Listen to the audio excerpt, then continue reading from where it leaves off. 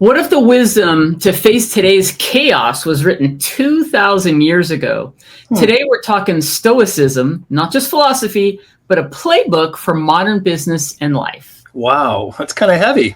Let's look back to move forward today on the Wandering But Not Lost podcast. And now your host, Jen O'Brien and Matt Emerson. Welcome back, everybody, to the WBNL Podcast, where we explore, elevate, and expand our minds, heart, and our business and our life. Okay, let's just put that in there. You can find all the show notes, as always, over at WBNLpodcast.com. This is episode 382. Today, we're going to dive into a topic that I have recently revisited on Stoicism. I have been following Ryan Holiday on social media for quite a while, the Daily Stoic. Highly recommend it. We're going to talk more about that. But other things have happened in my life where this has all come back to me, and I'm reading a couple books about it, and I feel like it's so powerful. It's basically what Matt and I talk about all the time. It's a philosophy that I think I've always lived by. I just didn't know it had all this cool, Greek and Roman philosophers around it as the ancient Stoics. Okay, so we're going to talk about that.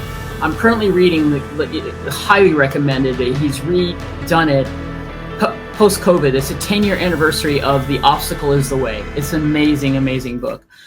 It'll always stand the test of time. And you can go to the Daily Stoic. And this Ryan Holiday, he's written numerous books. He's kind of the modern day philosopher that's built everything, who's made Stoicism very popular over the years. But he wrote this book originally in 2012, and now it's been rewritten and updated which I think is very, very cool. Okay, so you may be thinking Stoicism, because when you hear the word stoic, right, it's not about suppressing and being stoic and having the stoic face, suppressing your emotions or toughing it out. It's really not that. Stoicism is an ancient Greek philosophy founded around circa 300 BC, practiced by leaders like Marcus Aurelius, who actually is a Roman emperor who came after the original Greeks who started Stoicism, but he's really the well-known one that a lot of people follow. Seneca, who was a statesman and a writer, and then Epictetus was a former slave who turned philosopher. So in his books, and where you follow any of it, you'll see those are three primary Stoic philosophers where you'll hear about what they have to say. But at its heart, Stoicism is about cultivating resilience, wisdom, and virtue so you can face any kind of life's challenges with clarity and strength. And the truth is, these ideas aren't just for philosophers and togas, right? When you think of Greek philosophers. That's right. They're practical tools that we can use every day to navigate business, our relationships, and the uncertainty of life, which seems to be a common ongoing theme in, forever, but really right now as well. So in this episode, we're going to share 5 Stoic principles, rules to live by, that can help elevate your life and your business. And at the end, we're going to give you some recommended resources so you can dive deeper if this really resonates with you. Yeah, this is really awesome. And what is so cool about this is that you a lot of this is going to sound so familiar whenever we go through it, right? So, and you might be doing some of these things already, which is super cool. So Stoic principle number 1. So let's just start with the most famous. This is the key. This is everything. Right. The most famous Stoic teaching: focus on what's in your control and let go of what isn't. Very simple. Kind of gives me the chills, because so often we waste energy worrying about things that we can't change, like in business or in real estate specifically, like interest rates or the economy, how other people behave. That's a huge one, because we do focus on that a lot. They affect us, even if we are the person that says, oh, I don't let that bother me. Your thoughts, actions, and character are within your control. Everything else is not. So kind of think of it like checking a weather app, right? You can't change the rain, but you can grab an umbrella. Exactly. And in business, you just said it, this can't be more true. Those of us in real estate, we can't control economic conditions, what's going on with mortgage rates, whether a seller is going to decide to put their home on the market, but you can control your conversations, your consistency, and how you show up every day. We just talked about this in previous episodes about there is no perfect market.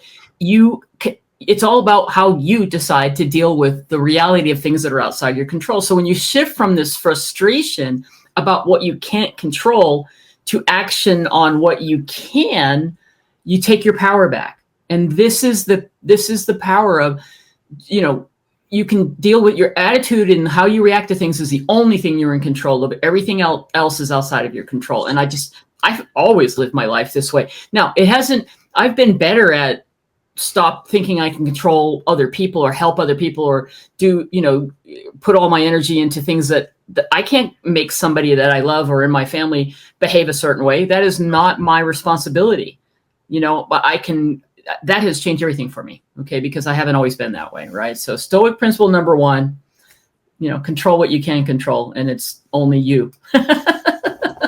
Okay. Yeah. In a nutshell. All right, there it is. You know what? We're over. If you could just do that in your life is going to be all good. But we have a few more to share with you. That's true, though, Jan. All right. So, but really, it's the most important one. That's why we're making it number 1. Number 2 is the second principle is really powerful too. It's called voluntary discomfort. Sometimes I will call this like get comfortable being uncomfortable, right? Which is another way, the only way you can grow. It was this idea was to intentionally step into a challenge, not avoid it, to build resilience, right?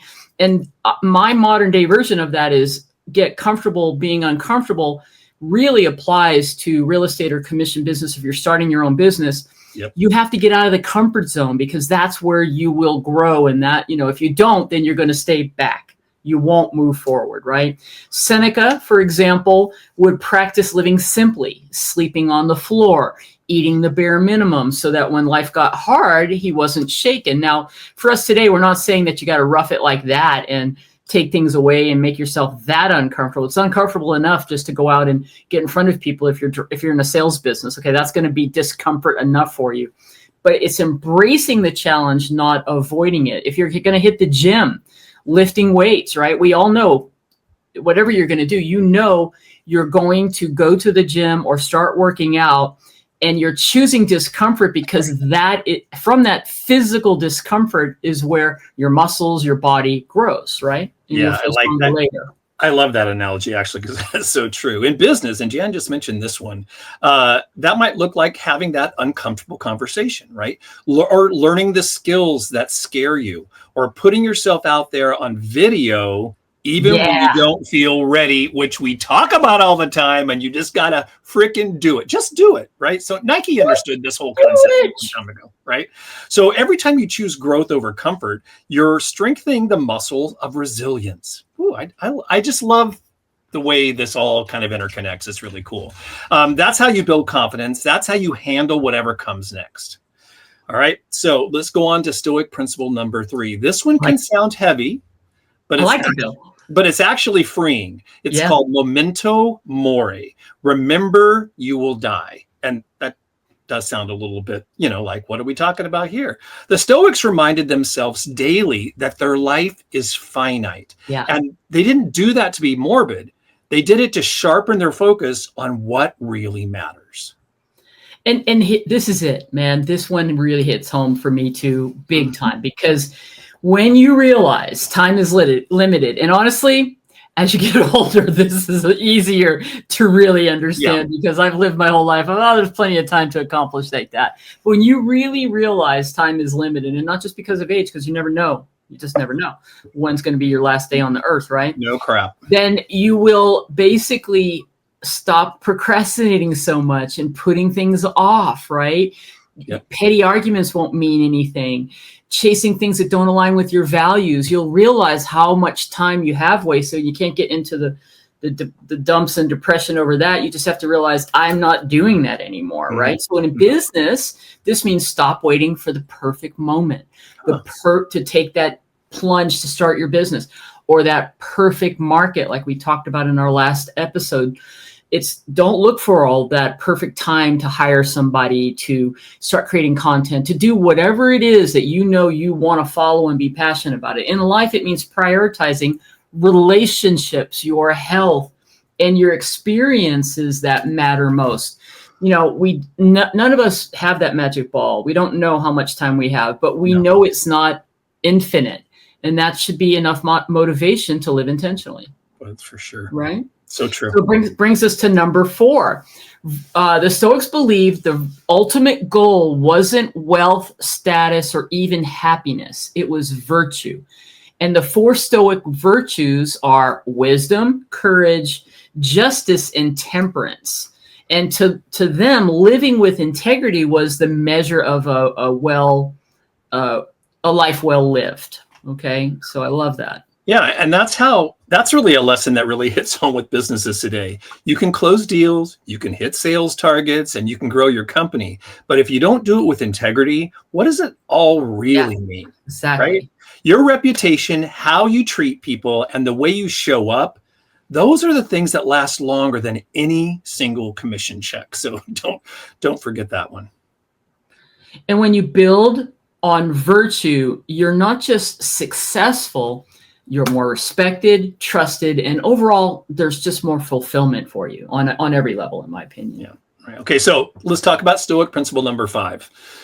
Finally, this is one of my favorites, actually. It's called Amor, Fati, love your fate.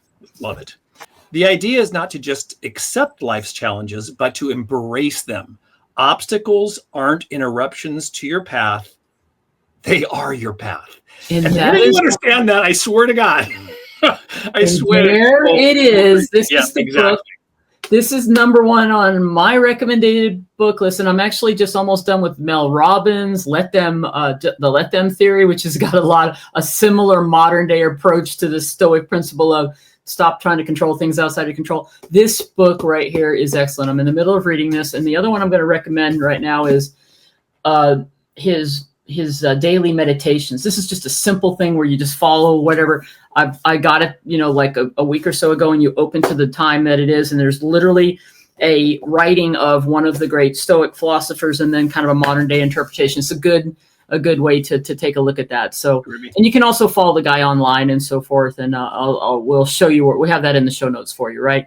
Yep. So I love this book about, and he starts right off in the beginning of The Obstacle is the Way, talking about in the preface, it's actually the intro or the what's changed since the last time I wrote this book. And he's listing all of the obstacles. He's a successful writer, and he had one thing after another happen to him in a decade, including, his business and stuff during COVID, because they had a bookstore and and it was just all these things, but lots of personal things, like literally. And that's what's changed for him in 10 years. So just because he understands these philosophies and lives by them doesn't mean he's not going to continue to have the various tests. And it's how the book is really updating and sharing stories about how, not him, he doesn't talk about himself in the book, just in the beginning, modern day stories of people of how they look at an obstacle and how the difference between somebody who lets it define them and someone who lets that motivate them to move forward and learn and grow and get the success that they want and fuel their fire, if you will, right? So it's not resisting challenge, it's accepting them, this tough market that, whatever it is you're going through personally, right? When you love your fate, you stop fighting reality and you start growing from it. We all have trials and tribulations. Nobody has had some perfect life. I don't know. Have you met somebody who's never had anything go wrong in their life? No, and let me tell you something. I have a quick side story. My mom, as I was growing up, she would always tell me, and I'm sure your parents probably told you this too, that when you face something like that, my mom was like, well, that's just building your character. It's just building your character a little bit more. My wife and I howl all the time every time another obstacle comes up. We're like, oh, we have enough character already. Well, apparently we don't, because apparently we don't. Exactly. But that's such a great point. And it's like, and yes, I'm not saying it's not a contest to see who has the worst, horrible things happen in their life or obstacles in their way, but we've all have them and we all will continue to have them as part of being a human being. So Let's talk about how you actually practice Stoicism in your life today. So just a couple simple ways to share. Each morning you can just say, what's in my control today? Or how it works for me is, when something happens and you maybe have a trigger, maybe it's a news story, maybe it's somebody saying something to you or a loved one, or you learn about something and you start to have a triggered reaction about it. If you can stop and say, it's kind of like, it's not my monkey, it's not my circus, right? Yeah, yeah. But it's not meaning you don't have compassion for a situation. It's just that it's not your job to fix it for the other person or to react to something that's outside your control, or you hear a bad news story or something and you're like, I'm going to let that impact the rest of my day, week, or months or life. That's what's in your control, how I'm deciding to react to that. You could take some positive actions from a negative situation. So choose one small discomfort to lean into this week. What's happening to you? And ask that question, what am I wanting to learn here? Where is the learning? Where is the wisdom? Where is something that I can gain from overcoming this situation? Right. Procrastination, the whole 9 yards. Or am I aligned with my values when I take this action? So when the obstacles come up, reframe them. This is here. You just sort of said it. This is here to build character, as your mom would say. Mm-hmm. This is here to strengthen me in some way. Let me look at it that way and detach from it. Observe it, support if there's another person that you're trying to help, but not go all in and trying to control the situation when it's not in your reality, right? Or you could just do a bite-sized sort of daily practice, like, what's one thing I control today? Well, you know what it's always going to be? How I decide to feel. And I said that recently in a podcast. You get up and say, I am feeling blank today. I want to feel blank today. That is what you can control. How you're going to feel, how you're going to act. In the evening, you can say, did I live in alignment with my values today? And then weekly, you could go, where did I reframe an obstacle to grow? So it's just about asking those self-reflective questions, right? And we have it in the show notes, but I'll sort of wrap up with, there's three, Marcus Aurelius, one of the 5 good emperors is how he's looked in. It's so interesting reading about him right now.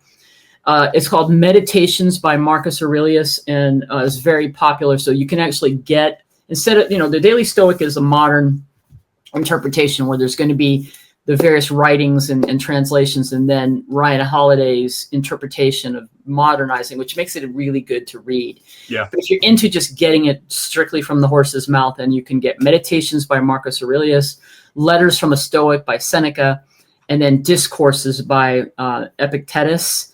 The Daily Stoic is .com is a great resource. You can sign up for his newsletter. He's got millions of people. You get a daily kind of Stoic message.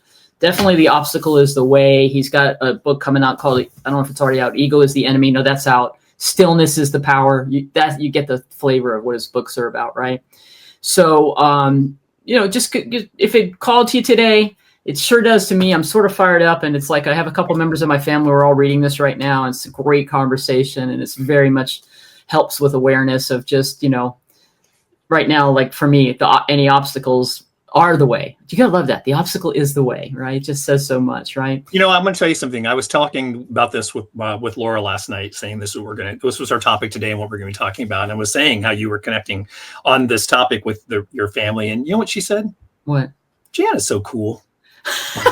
Laura is so cool.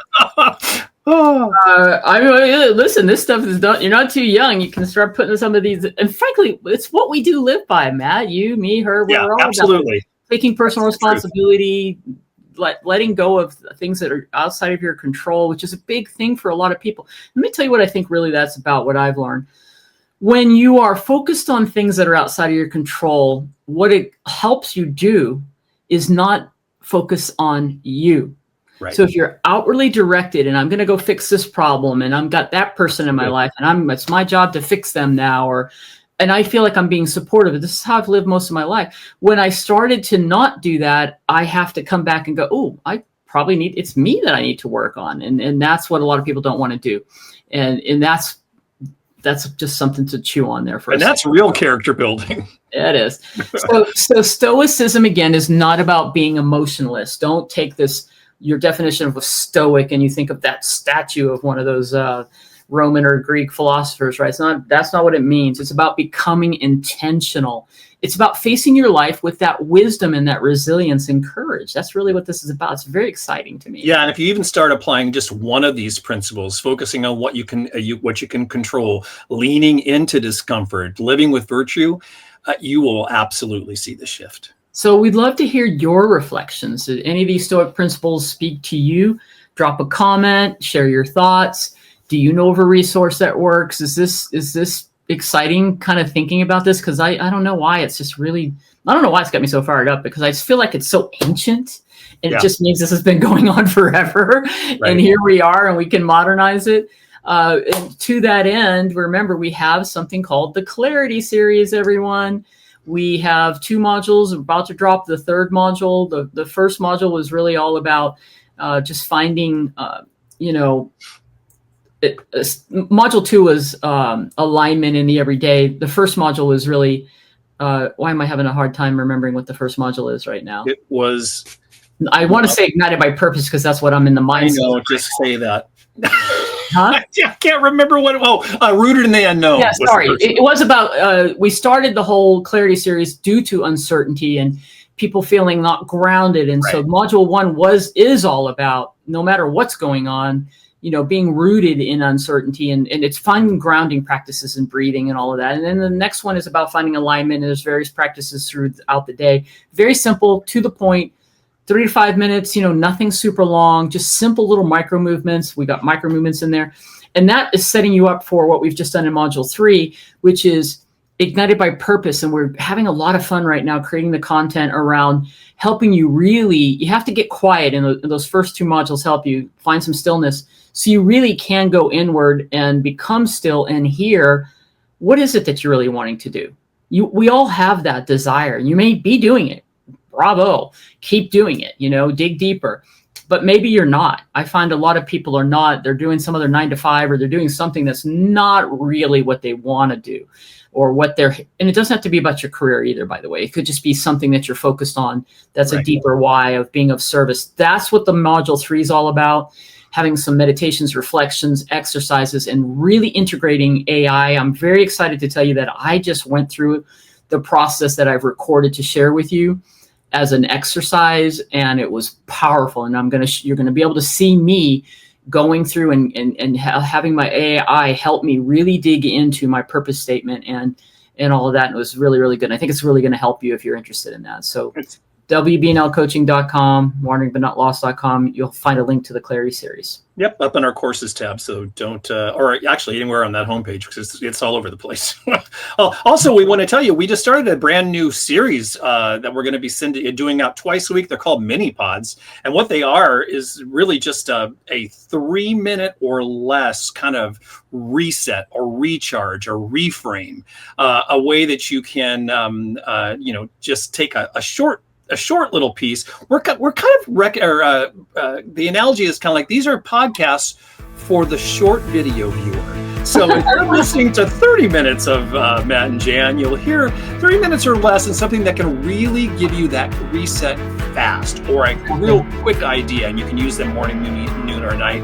All you have to do is just go over to YouTube at Mindful Wandering, and you can find those mini pods.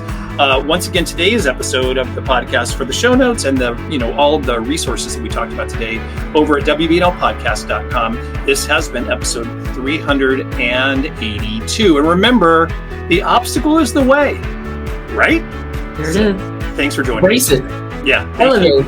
Yeah. Oh, yeah. Memento Mori. Thanks for joining us today. We will see you next time. Yes.